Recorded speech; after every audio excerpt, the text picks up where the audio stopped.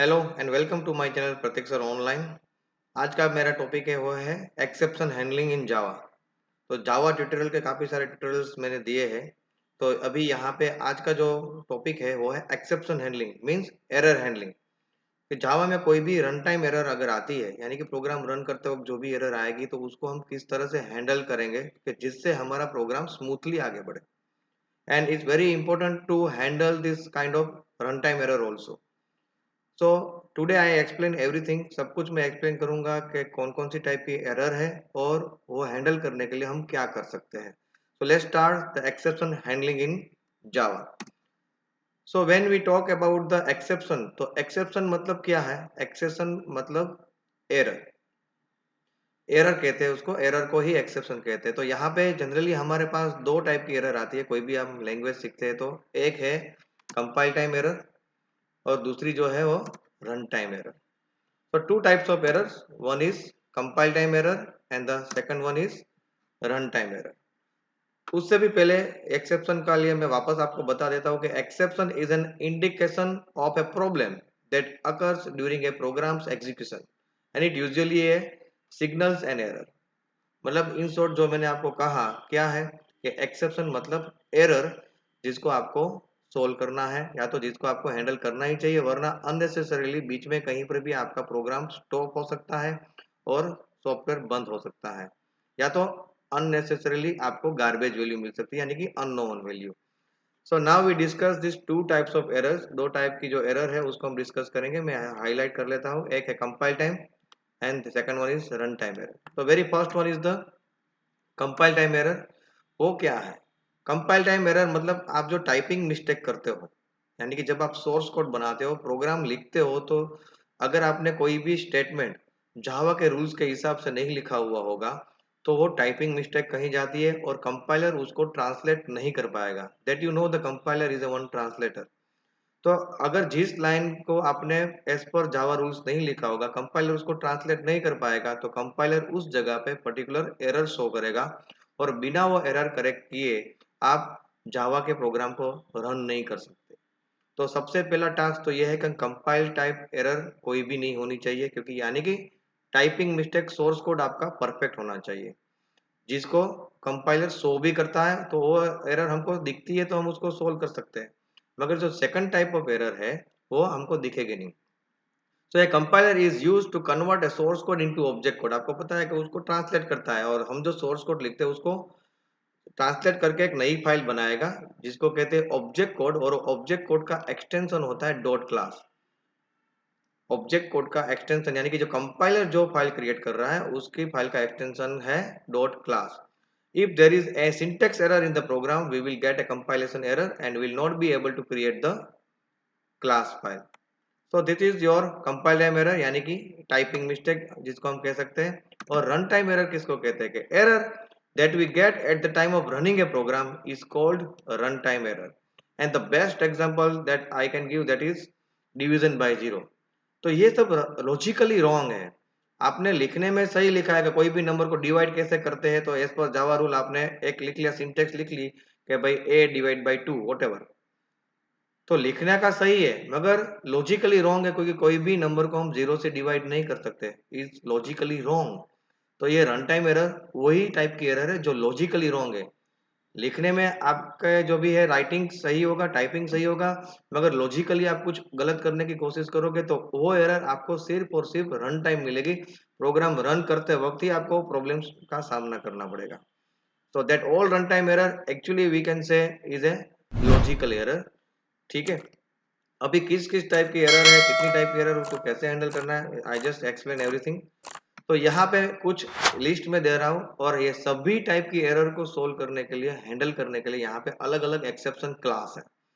तो कौन कौन से एक्सेप्शन क्लास है वो हम वन बाय वन देखते हैं। तो very first exception class is array index out of bound exception. Array index out of bounds exception ये कब आएगा? An attempt to access the array element with an index value that is outside the range of array। किस तरह से पता चला? Suppose for example यहाँ पे दिया है कि मैंने एक 4 की साइज का एरे बनाया। That means how many values I am going to store in this array. Array तो आपको पता ही होगा, more than one values having a same name. और उसका ट्यूटोरियल भी है। You can see that tutorial any time, आप कभी भी वो ट्यूटोरियल देख सकते हो। तो यहाँ पे फिलहाल ये 4 का एरे मैंने बनाया और मैं यहाँ पे इंडेक्स नंबर रिफर कर रहा हूँ 13। तो दैट इज नॉट पॉसिबल, वो रेंज में नहीं है। आपको पता है कि कितना भी, सपोज मैंने यहाँ पे 4 का एरे बनाया तो रेंज कहाँ से लेकर कहाँ तक की हुई, 0 से लेकर 3 तक की हुई। सो मैं इंडेक्स नंबर 0 से लेकर 3 तक का ही कोई डाल सकता हूँ, जबकि मैंने यहाँ पे डाला 13, तो ऑब्वियसली आउट ऑफ रेंज आ गया। That's why logical error generates array index out of bounds exception. Second one is arithmetic exception, जिसका एग्जांपल मैंने अभी आपको दिया, डिवाइड बाय 0। अगर कोई भी नंबर को 0 से डिवाइड करोगे तो ऑब्वियसली लॉजिकल एरर है, तो वो एक बेस्ट एग्जांपल है जिससे अरिथमेटिक एक्सेप्शन जनरेट होगी। Then the third one is file not found exception. File not found means what, you are trying to open a file that is not available, यानी कि ऐसी फाइल को आप use करने की कोशिश कर रहे हो, ऐसी फाइल को आप ओपन करने की कोशिश कर रहे हो जो फाइल सिस्टम में पर्टिकुलर लोकेशन पे है ही नहीं। तो ऑब्वियसली टाइपिंग वे पे आपने सब कुछ सही लिखा होगा, मगर लॉजिकली वो फाइल उसको नहीं मिली, तो file not found exception generate होगा, वो क्लास से आप उसको हैंडल कर सकते हो। The next one is the null pointer exception. Null pointer exception means an attempt to use a null in a case where an object is required. Null means blank, empty. तो आप कोई empty space को access करने की कोशिश करोगे या तो empty space को यूज करने की कोशिश करोगे, then you get this error, null pointer exception error आपको मिलेगी। Then next one is number format exception। ये एरर कब लॉजिकली जनरेट होगी कि जब आप कोई स्ट्रिंग को नंबर में कन्वर्ट करने की कोशिश करोगे। ठीक है, suppose string means more than one character, sequence of character हम इसको कह सकते हैं। अगर वो सीक्वेंस ऑफ कैरेक्टर्स को आप डिजिट में यानी कि नंबर में कन्वर्ट करने की कोशिश करोगे तो नंबर फॉर्मेट एक्सेप्शन आएगा, क्योंकि हम सीक्वेंस ऑफ कैरेक्टर्स को एक साथ नंबर में कन्वर्ट नहीं कर सकते, लॉजिकली इज रॉन्ग। सपोज जैसे कि यहाँ पे एग्जांपल दिया है कि s is equal to X Y Z, तो एक्स वाई जेड वो स्ट्रिंग है और यहाँ पे मैं integer dot parse INT, what is the use of parse INT, वो स्ट्रिंग को या कैरेक्टर को इंटीजर में कन्वर्ट करने की कोशिश करेगा। तो यहाँ पे स्ट्रिंग है तो स्ट्रिंग को कभी इंटीजर में या नंबर में हम कन्वर्ट नहीं कर सकते, तो एरर आ जाएगी। Then the last exception class is the printer IO exception. Printer IO exception means you are just trying to take a print out where there is no printer in your computer, यानी कि आप print command दे दिया मगर printer तो attach है नहीं, तो obviously is a logical error. या तो प्रिंटर कनेक्ट नहीं किया, या तो प्रिंटर का ड्राइवर इंस्टॉल नहीं किया है, वॉट एवर द रीजन, आप प्रिंटर का यूज करने की कोशिश करो जबकि प्रिंटर आपके पास नहीं है। तो ऑब्वियसली ये आईओ मतलब इनपुट आउटपुट की मैटर है, तो प्रिंटर आईओ एक्सेप्शन की एरर जनरेट होगी और उसको वही एक्सेप्शन क्लास से हम उसको हैंडल कर सकते हैं। So these are the list of all the exception class that you need to take care, आपको पता होना चाहिए। और I think now you understand, आपको समझ में आ गया है। इसके रिलेटेड कुछ भी डाउट्स हो तो you just subscribe my Telegram channel. Okay, Pratik sir online नाम की टेलीग्राम चैनल है, आप उसको सब्सक्राइब कर सकते हो। अपना कोई भी डाउट्स है आप उसमें पोस्ट करो, विद इन ए 24 आवर्स कोई भी आपका सॉल्यूशन है, एरर है या तो कोई डाउट्स है, उसको I just try to solve it with in 24 hours. You just subscribe my Telegram channel also, और उसकी लिंक मैं डिस्क्रिप्शन पार्ट में दूंगा, जिसको आप क्लिक करके टेलीग्राम चैनल को सब्सक्राइब कर सकते हैं, जिसमें मैं मटेरियल या कंटेंट्स प्रोवाइड करता रहूंगा, और आपको कोई डाउट्स है आप भी उसके मेरे साथ शेयर कर सकते हैं।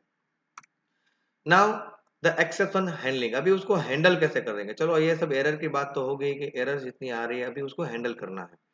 तो एरर हैंडल करने के लिए हमारे पास 3 अलग अलग ब्लॉक है, ट्राई, कैच एंड फाइनली।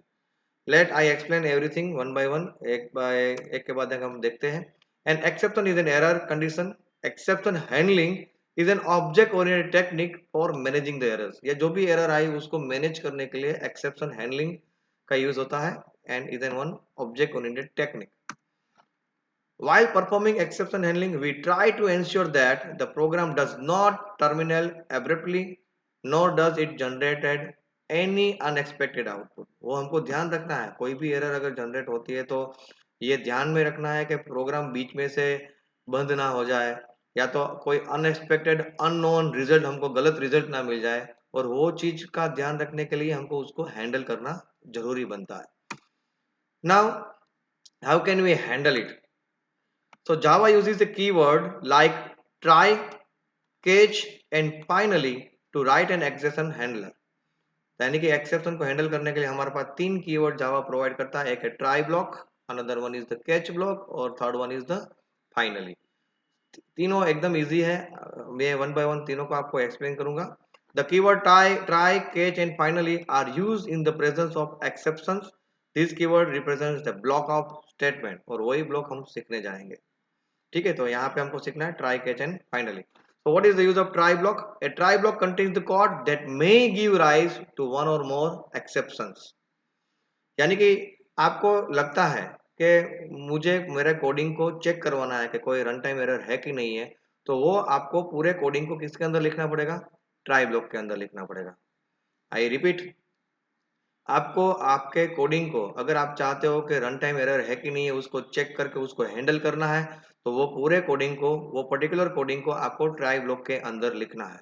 ऐसे कोडिंग को जिसको हो सकता है कि वो रन टाइम एरर जनरेट करे. That means you right your coding inside the try block. In short, clear हो गया? तो ट्राई ब्लॉक में हम अपना कोडिंग लिखेंगे और ट्राई ब्लॉक के लिखे हुए कोडिंग को ही एक्सेप्शन हैंडलर है वो हैंडल करेगा. अगर रन टाइम एरर हुई, उसके अलावा कोई दूसरा कोडिंग लिखा है बाहर ट्राई ब्लॉक के बाहर, उसको चेक नहीं किया जाएगा. और उसको हैंडल करने के लिए हमारे पास है catch block. Right, a catch block contains the code that is intended to handle exception of a particular type that were created in the associated try block. कोई भी ट्राई ब्लॉक में कोई एरर जनरेट होती है, run time error, तो उसको handle करने के लिए उसका कोरस्पॉन्डिंग कैच ब्लॉक होता है. कोई भी ट्राई ब्लॉक है तो उसका कैच ब्लॉक होगा. किसके लिए? तो कि उसको हैंडल करने के लिए. There is no catch block without try block. ये अभी मैं कुछ पॉइंट ऐसे बोल रहा हूँ जो ध्यान में रखना बहुत जरूरी है. बिना ट्राई ब्लॉक कैच ब्लॉक कभी पॉसिबल नहीं है. कैच होगा तो ट्राई होगा ही होगा. हाँ, ऐसा हो सकता है कि ट्राई ब्लॉक है और उसका कैच ब्लॉक ना हो, may be, but catch block हो और उसका ट्राई ब्लॉक ना हो, ऐसा नहीं कर सकते. ठीक है, so each and every catch block must associate with the corresponding try block.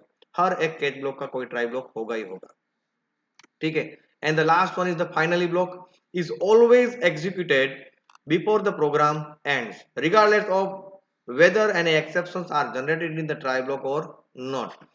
इसीलिए उसका नाम दिया गया है finally block. Finally means finally, error हो या ना हो, फाइनली ब्लॉक के अंदर लिखा हुआ काम होगा होगा होगा और होगा ही. और जनरली फाइनली ब्लॉक का यूज किस तरह वजह से किया जाता है, क्यों किया जाएगा? To release the memory. यानी कि हमने प्रोग्राम में जो जो मेमोरी एलोकेट की हुई है वो मेमोरी को रिलीज करने के लिए उसका यूज होता है. अगर कोई फाइल ओपन की है तो फाइल को क्लोज भी हम फाइनली ब्लॉक में कर देंगे. जिससे फायदा क्या होगा कि प्रोग्राम के साथ कुछ भी हुआ, एरर जनरेट हुई या नहीं हुई, लास्ट में मेमोरी तो रिलीज होगी ही होगी, फाइल जो ओपन हुई है वो क्लोज होगी ही होगी. जिससे बेनिफिट ये होगा कि हमारा प्रोग्राम रिफ्रेश हो जाएगा, मेमोरी रिलीज हो जाएगी और जिसको एक्सेप्शन से का साथ कुछ लेना देना नहीं होगा. और इसीलिए उसका नाम दिया गया है फाइनली, कि भाई और कुछ हो या ना हो प्रोग्राम में, ये तो होने ही वाला. तो what ever you right in side the finally block that you get, generally उसका यूज है मेमोरी रिलीज करने के लिए या तो जो भी फाइल ओपन की हुई है उसको क्लोज करने के लिए. Now let we see all this blocks in detail. तो ट्राई ब्लॉक पहले देख लेते हैं. तो try statement contains a block of statement with in the braces. आपको कर्ली ब्रैकेट के अंदर आपको अपना पूरा कोडिंग लिखना है. ठीक है, कि जो कोडिंग आपको चेक करना है कि एरर है कि नहीं है. This is the code that we want to monitor for exception. जो मैंने आपको कहा, ट्राई ब्लॉक के अंदर लिखे हुआ कोडिंग ही मॉनिटर होगा, उसके बाहर लिखा हुआ कोडिंग मॉनिटर नहीं होगा. If a problem occurs during its execution N exception is throne. Each type of problem corresponding to an object in Java. A try block may give rise to one or more exception. एक ही try block के अंदर हो सकता है कि एक से ज्यादा लॉजिकल एरर या तो रन टाइम एरर जनरेट हो सकती है. ऐसा जरूरी नहीं कि एक ही हो. और हर एक एक्सेप्शन को हैंडल करने के लिए सेपरेट कैच ब्लॉक होता है. तो इसलिए एक चीज मैं और आपको बताना चाहूंगा कि one try block have a multiple catch block. एक ट्राई ब्लॉक का एक से ज्यादा कैच ब्लॉक हो सकते हैं. And one catch block can handle only one type of error. एक कैच ब्लॉक जो है वो एक ही टाइप की एरर को सोल्व कर सकता है. कि अगर मुझे दो या तीन टाइप की एरर को हैंडल करना हो तो मुझे दो से तीन कैच ब्लॉक रखने पड़ेंगे. So one try block may have more than one catch block, multiple catch block हो सकते हैं। ये अगर मैं इसको क्रिकेट के साथ कंपेयर करूं तो ट्राई ब्लॉक में लिखा हुआ जो भी है उसमें अगर कोई भी एरर आती है यानी कि एक्सेप्शन आता है तो वो थ्रो करेगा, और थ्रो करने के लिए सामने क्या होना चाहिए, कैच करने वाला कोई होना चाहिए, राइट। तो इसलिए कैच ब्लॉक होगा उसका corresponding. So I think you understand the try block. Now we go ahead in the catch block. The catch block must immediately follow the try block. जैसे कि मैंने कहा कि हर एक ट्राई ब्लॉक का कोरस्पॉन्डिंग केज ब्लॉक होगा। It contains the code that is to be executed to handle an exception. उसके अंदर कोडिंग किसका करना है, एरर को हैंडल करने के लिए। The catch block is an exception handler for a single try block. There can be one or more cage block. जो मैंने अभी आपको कहा कि एक ट्राई ब्लॉक का एक से ज्यादा केज ब्लॉक हो सकता है। तो कैच लिखो, ब्रैकेट में आपको किस टाइप की एरर हैंडल करनी है वो आपको यहाँ पे लिखना है। और मैंने जैसे कि कहा था कि एक कैच ब्लॉक एक ही टाइप की एरर को हैंडल कर सकता है एट ए टाइम। तो यहाँ पे किस टाइप की एरर हैंडल करना चाहते हैं उसको आपको यहाँ पे मेंशन करना है, and then you write a code to handle it. A catch block consist of a keyword catch followed by a single parameter, यानी कि ये है आपको the code to handle exception has to be written between parenthesis. ये curly bracket के अंदर आपको code लिखना है। The parameter identifies the type of exception that the block is to deal with. जैसे कि मैंने कहा कि ये जो ब्रैकेट है उसके अंदर आपको एक्सेप्शन का टाइप लिखना है। Java supports various types of exception. In the later part of this, we just see that other also. Now we go ahead. I think you understand. यानी कि ट्राई ने जिसको थ्रो किया, कैच उसको catch करने वाला है, right. Now multiple catch block, जैसे कि मैंने कहा कि हो सकता है कि एक ट्राई ब्लॉक के मल्टीपल कैच ब्लॉक हो सकते हैं। देखो ट्राई ब्लॉक है वो एक्सेप्शन क्रिएट करेगा और थ्रो करेगा, और उसको कैच करने वाला है कैच ब्लॉक, जिसको एक्सेप्शन हैंडलर कहते हैं। If the try block throw several different kinds of exception we can write multiple catch block. वही चीज है मगर यहाँ पे मैंने डायग्रामेटिकल एक्सप्लेन किया हुआ है। We go ahead. Now the last one is the finally block. The finally block is generally used to clean up at the end of executing the try block. जैसे कि मैंने कहा ना कि मेमोरी रिलीज करना, फाइल को close करना, cleaning करने के लिए जनरली इसका यूज होता है। We use a finally block when we want to be sure that some particular code is to be run no matter what exceptions are thrown within the associated try block or not। यानी कि आपको मैं sure होना है कि भाई कुछ coding ऐसा है जो मुझे रन करना ही करना है, एरर हो या ना हो, ऐसे कोडिंग को हम फाइनली ब्लॉक में लिखेंगे। A finally block is always executed regardless error is there or not. A finally block is widely used if a file needs to be closed or a critical resource is to be released। जो मैंने कहा वही है, file को close करने के लिए, memory release करने के लिए। How can you write, you write finally then you start the curly bracket करो और उसके अंदर जो भी कोडिंग करना है वो आप कर सकते हो। दो और स्टेटमेंट इंपॉर्टेंट है जो हम आज सीखेंगे, वो है throw and throws. Let we see the throw statement. The throw keyword is used to explicitly throw an exception object, यानी कि श्योर बिना कोई कंफ्यूजन हमको भाई थ्रो करना ही करना है, then we use throw statement. Compulsory throw होगा ही होगा एक्सेप्शन, राइट। कोई भी एरर जनरेट होगी तो कंपलसरी थ्रो होगा ही होगा, और कंपाइलर को भी कोई कंफ्यूजन नहीं रहेगा। So throw keyword is used to explicitly throw an exception object. Java does provide a mechanism to create an exception object and throw it explicitly. The object that we throw must be of type java.lang. ये package है, java.lang is the name of package. When a throw statement is encountered, a search for matching catch block begins. Any subsequent statement in the try or catch block are not executed. यानी कि जैसे ही throw statement जावा को मिला compiler को, तो तुरंत वो उसका कोरस्पोंडिंग कैच ब्लॉक ढूंढने जाएगा, और अगर मिलेगा तो उसके हिसाब से एरर हैंडल हो जाएगी।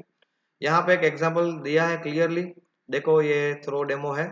एक ट्राई ब्लॉक में मैंने कुछ लाइंस लिखी है, ठीक है। System dot out dot print LN before throwing an exception, फिर एक एक्सेप्शन ऑब्जेक्ट बनाया, ठीक है, और उसके अंदर लिखा डेमोन्स्ट्रेशन ऑफ थ्रो, और फिर वो ऑब्जेक्ट को थ्रो किया थ्रो स्टेटमेंट से। देखो आप यहाँ पे थ्रो स्टेटमेंट से उसको थ्रो किया जो ऑब्जेक्ट क्रिएट हुआ, तो यहाँ से डायरेक्ट उसका कोरस्पॉन्डिंग कैच ब्लॉक में जाएगा और उसको हैंडल करेगा कैच ब्लॉक। तो this is called throw statement explicitly handle the exception, ठीक है। उसके जैसा ही दूसरा स्टेटमेंट है थ्रोज, जिसमें पीछे एस आएगा, तो throw statement. We have explored the try-catch finally blocks. The program we discussed so far were simple programs that didn't involve the use of methods. तो यहाँ पे एक क्वेश्चन कुछ आता है कि there are two alternate approaches to handle the exception created by a method. हमने कोई मेथड बनाई और मेथड को कॉल करेंगे तो क्या होगा, वो भी एक इंपॉर्टेंट है ना, उसका मैं एक एग्जांपल भी आपको बताऊंगा अभी। तो एरर जनरेट हो रही है मेथड में और उसको हैंडल किया गया किसी और जगह पे। ये थ्रो स्टेटमेंट कब यूज करना है कि जब आपको जावा को बताना हो कि भाई एरर तो यहाँ पे जनरेट हो रही है मगर उसका कोरस्पॉन्डिंग कैच ब्लॉक किसी और जगह पे है, तब हम यूज करेंगे थ्रो स्टेटमेंट। ये मैंने मेरी लैंग्वेज में आपको एक्सप्लेन कर दिया। आई रिपीट, जब ऐसी सिचुएशन आएगी जहां पर मेथड को कॉल कर रहे हैं और एरर जनरेट हो रही है मेथड में और उसका कोरस्पॉन्डिंग कैच ब्लॉक जो है वो मेथड के बाहर है, ठीक है, तो कैच ब्लॉक किसी और जगह पे है, तो एट दैट टाइम हम अगर थ्रो स्टेटमेंट यूज करेंगे तो जावा समझ जाएगा कि इसका कोरस्पॉन्डिंग कैच ब्लॉक जो है वो दूसरी जगह पे है, राइट। सो ये जो दो रास्ते हैं वो कौन कौन से थे, write a try catch block with in the method or a constructor that may generate an exception, या तो मेथड के अंदर ही ट्राई कैच ब्लॉक लिखो मगर हर बार ऐसा नहीं होगा। और दूसरी method invoking a method or a constructor within a try block, यानी कि ट्राई ब्लॉक सिर्फ मेथड को कॉल करेगा जबकि मेथड बनी हुई है किसी और जगह पे। तो ऐसी सिचुएशन में थ्रो स्टेटमेंट काम आएगा। A throws clause can be used in a method declaration or a constructor declaration to inform that the code within the constructor or method may throw an exception. It also signifies that there is no catch block within the method that can handle the exception. When we write a constructor or a method that can throw exception to its caller, it is useful to document that fact. वही चीज आई जो मैंने आपको बताई थी, simple है कि हम जावा को बता रहे हैं कि यहाँ पे मेथड जहाँ पे बनाई कॉल की गई है वहां पे उसका कोडिंग नहीं है, कोडिंग मेथड जब बनाई गई है वहां पे और मैं भी वो एक्सेप्शन जनरेट कर रहा हूँ तो उसका कैच ब्लॉक जहाँ पे मेथड है वहां पे नहीं है, दूसरी जगह पे। At that time we use the throw statement. उसका एक एग्जांपल देख लेते हैं। देखो पब्लिक स्टैटिक वॉइड मेन है यहाँ पे, ये एक ट्राई ब्लॉक है जो कौन सी मेथड को कॉल कर रहा है, परफॉर्म डिवीजन नाम की एक मेथड को कॉल कर रहा है। देखो ये मेथड को मैंने ट्राई ब्लॉक के अंदर लिखा है, यानी कि ये मेथड के कोडिंग में कोई भी रन टाइम एरर आएगी तो हैंडल करने के लिए हमने कहा हुआ है। तो यहाँ से कॉल किया तो यहाँ से डायरेक्ट जंप लगाने वाला है वो मेथड के पास, और ये मेथड में रन टाइम एरर जनरेट हो रही है डिवीजन बाय जीरो की, देखो आप यहाँ पे। तो अभी ये जो मेथड यहाँ पे जो बनी हुई है जिसमें उसको काम किया है, मेथड ने जो भी काम किया है उस जगह पे तो कैच ब्लॉक है नहीं यहाँ पे। अभी ये मेथड के पास तो कैच ब्लॉक नहीं है, इसका कैच ब्लॉक कहाँ पे है, जहां से उसको बुलाया गया है। तो ये जो मेथड हम बना रहे हैं उसको क्लियरली पीछे मेंशन करना पड़ेगा कि ये मेथड के अंदर जो run time error exception generate होगा उसको थ्रोज किया जाएगा, और अगर थ्रोज किया गया तो जावा समझ जाएगा कि ये मेथड के पास केस ब्लॉक नहीं है, इसका केस ब्लॉक कहाँ पे होगा, क्योंकि जहां से उसको बुलाया गया है यहाँ मतलब यहाँ पे होगा। समझ में आ गया। तो थ्रो स्टेटमेंट का तभी यूज करना है कि जब कोई मेथड के अंदर एक्सेप्शन जनरेट हो रही है और उसका केस ब्लॉक वो मेथड के पास नहीं है, उसका केस ब्लॉक कहाँ पे है, जिसने उसको कॉल किया है वहां पे है, तब थ्रो स्टेटमेंट का यूज करना है। तो I hope you understand this tutorial very well. Exception handling का पूरा मैंने एक्सप्लेन कर दिया है, उसमें ट्राई कैच फाइनली ब्लॉक और थ्रो एंड थ्रो स्टेटमेंट। तो ये ट्यूटोरियल को लाइक तो करना ही करना है। You just subscribe my channel Prateek sir online in YouTube, जिससे आपको मेरे और ट्यूटोरियल्स मिलते रहेंगे। हाँ, बेल आइकन जरूर प्रेस करना, जिससे जैसे ही मैं नया ट्यूटोरियल कोई भी नया टॉपिक का यूट्यूब में अपलोड करूँ आपको ऑटोमेटिक मिल जाएगा। और for any doubts you just post A comment in A YouTube, आप कमेंट पोस्ट करो कि ये ट्यूटोरियल कैसा लगा, आप अपने डाउट्स को भी पोस्ट कर सकते हो। With in 24 hours you get the solution and join my Telegram channel Prateek sir online, जिसमें आप अपना डाउट्स रख सकते हो और मैं उसका सॉल्यूशन शेयर करूंगा। Thank you and have a nice day.